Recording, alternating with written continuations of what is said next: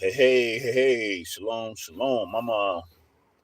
I'm in the middle of my work day, and I'm just thought I would take the time since the Father put this on my mind to share with people in regarding Shabbat observance. Okay, I don't have my script with me this time. Okay, but if you need scriptural information concerning what I'm saying, because I am going to refer to the scriptures, then just read it on your own or just ask in the chat, whatever, then I'll get that for you, okay? But I'm am dealing with the whole dynamic of the proper way that you keep Shabbat, okay? Because some people, believe it or not, don't really have this understanding, even though the scripture speaks on it throughout, okay? The Sabbath is not just a day of rest, okay? The whole dynamic of rest means to rest or cease from what you do the other 6 days of the week, specifically the whole work dynamic, okay? But it doesn't mean to sleep, to lay in bed, to lay on the couch, chill, whatever. That's not what Sabbath is, okay? The Sabbath is also a holy convocation, okay? That means you go to assemblies that are having Sabbath observances, okay? And I'm not just speaking for our little humble assembly down here in Jacksonville, Florida.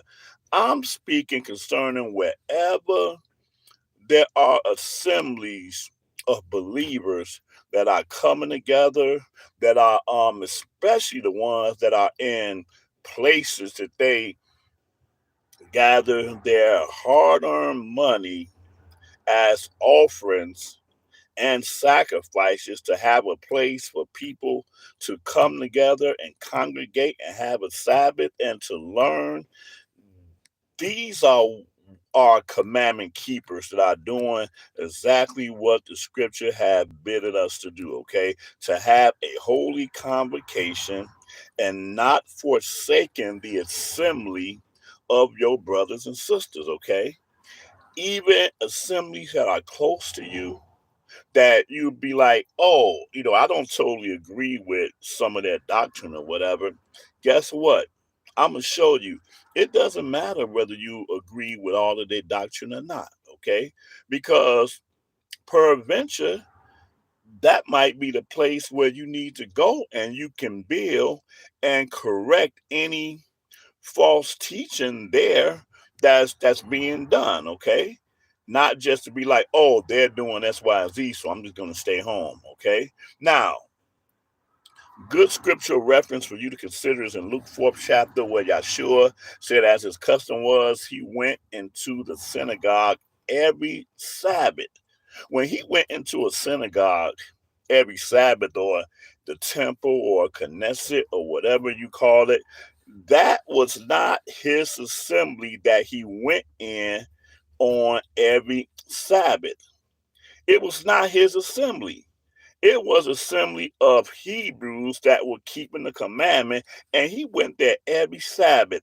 And because these assemblies understood how to conduct themselves properly, they got into the law and they read in these assemblies, okay? They read. And after the reading and learning of whatever it was that was on them to deal with that Shabbat, then they opened the floor to other people. Okay, that's the reason why Yeshua got up and he spoke. And that wasn't just the one time he did it. It just that the one time when he spoke about what he read out of Isaiah 61, I believe. But this is what he did every Shabbat. When you go in Acts the 13th chapter, you will find that the disciples, they were in a whole nother city. Yeah, bro, I'm right there. I was right there about to say it. Absolutely. They're right there in the city of Antioch, I believe, which ain't even an Israelite city. But they found a congregation there and they kept Sabbath. They could have probably just been among themselves or whatever, but guess what? Their teacher Yahshua did not just be among themselves. They went into the public synagogues and sat there and respected the elders of the assembly, and the elders of the assembly and likewise respect. Hold on one second. Okay, the elders of the assembly and likewise respect. They opened their assemblies for other people. Cause just like in Acts the 13th chapter, when they came in there, them brothers sat down, and then after the order of whatever was going on in that assembly, the leaders of the assembly um acknowledged them as men that they don't even know who they are. If you have any words of exhortation, say on. And the brother Paul got up there and did almost a whole history lesson just to bring down and show them Yahshua HaMashiach. But that is what Sabbath is about, okay? So get out of that whole dynamic, because the thing is that any of these assemblies, no matter what you think about them, they're not publicly funded by the government to be there. These are not free places that some Hebrews found and hijacked and say, "Oh, we're going to be here this Shabbat or whatever." No, these are working Hebrews that take not only the time out to support it, but they also help financially support these assemblies, as is what's given for us as commandment keepers to do. Okay.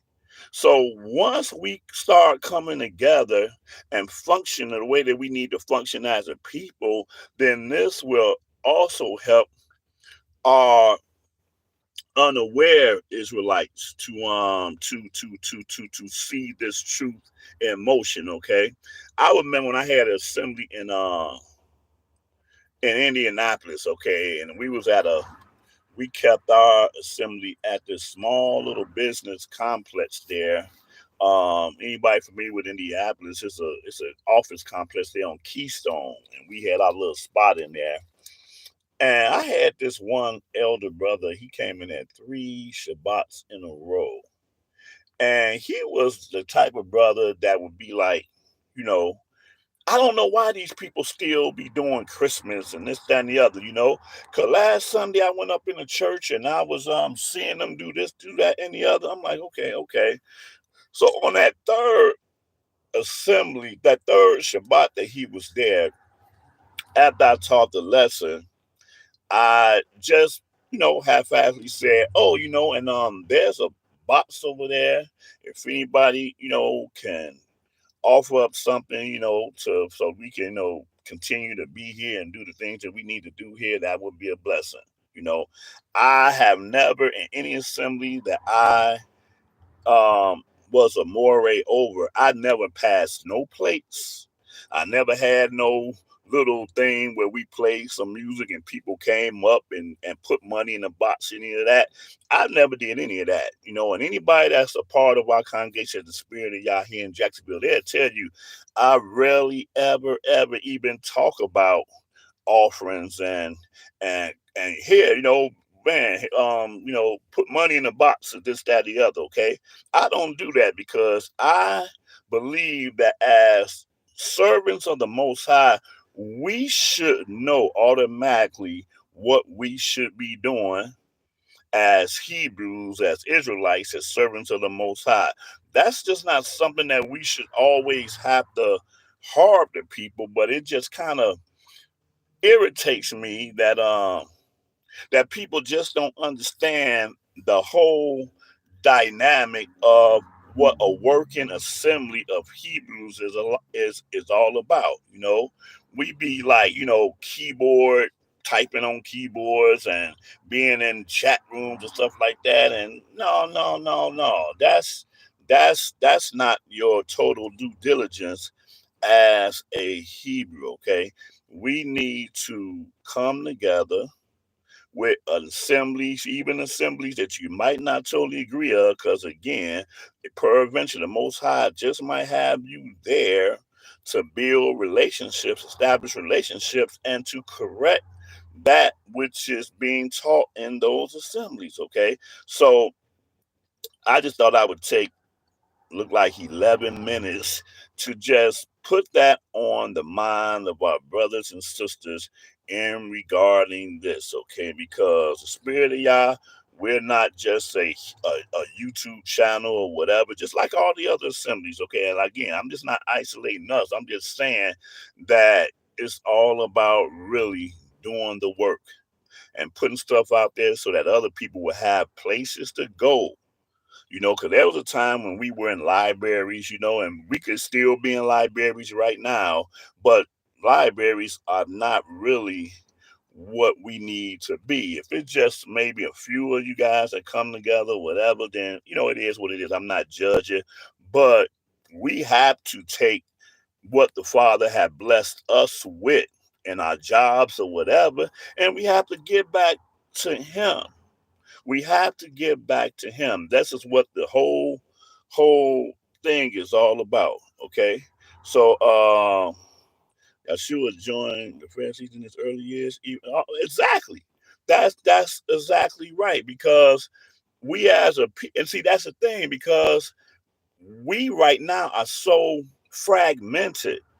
You know, I try to do something that a lot of other people don't do. I post other assemblies, just like the other day. Just the other day, I had made a comment about that if I was in New Jersey, I would be at the New Jersey Nets headquarters protesting the whole thing what they're doing with Kyrie Irving. And guess what? IUIC did exactly just that. I ain't saying that they did it because I said it. That's what they do. They be out there. So they came together and they were out there protesting at the New Jersey game. Okay. The point is that I shared the video. I don't agree with a lot of IUIC's doctrine. I don't. But see, one thing about not agreeing with people doctrine that I come to understand is that I don't judge the majority of people that don't share the same understanding that I have. Because at the end of the day, you got to ask yourself, or I ask myself, bro, when did you talk to him? When did you talk to them? When did you take the time out to talk to X, Y, and Z? Oh, like I was saying about this elder brother, he would come to class. I don't know why they still doing. I don't know why they still. I go to this church on Sunday, this whatever. Okay, and so yeah, I think I didn't finish that story. And so at the end of the class, I was like, if anybody, have anything they want to donate or whatever, that would definitely be appreciated. There's a box, right? The brother, when he heard that, he jumped up on his feet. He said, "Man, I thought this was supposed to be free."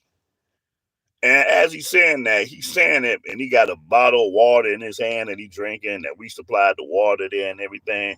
I'm like, bro, my eyes got big because I had so much to come out of my mouth that I didn't know what to come out with first, because I was like, oh shoot, it was so much. So I'm like, wait, how did you hear about this class? He like, well, I was in the post office and I saw a flyer for this class. That's how I found out. I say, brother, guess what, man? That flyer that you had in your hand was not free. Somebody paid for that flyer that you found out about this class. When you walked into this door, that door that you walked in was not free. The floor that you stepped on was not free. The seat that you sat in was not free. I said, there's a transportation uh, office right next to us. There's a beauty shop right in front of us. What part of this do you think was free? You know, brother probably got offended, but I'm just telling him the raw and uncut truth. And then I'm like, the church that you go to on Sundays, why don't you go there? And when they pass the plate around, jump up and say, hey, I thought this was supposed to be free. And, you know, as Negroes do, they get offended by the raw and uncut truth. But I'm like, look, um, if you want me to respect you, then respect me, respect us, respect what these Hebrews are out here doing, okay? And keep the Shabbat the way that we were commanded to keep the Shabbat. Okay. So anyway, that's all I just wanted to say in regard. Now, hey, shalom, AJ. Good to see you on. And I just had to throw that out there because we be taking what the Father had put in our hearts and in our spirit for granted. We take it for granted. And we have to give an account for that. We just have to, so that's all I wanted to share. It's a little bit at 16 minutes. Um, and this is the 6th day we're in. Tomorrow is the 7th day. So I bid you all a Baruch Shabbat in advance. And I hope you were edified by these 16 minutes. All right. All right. On that note, shalom.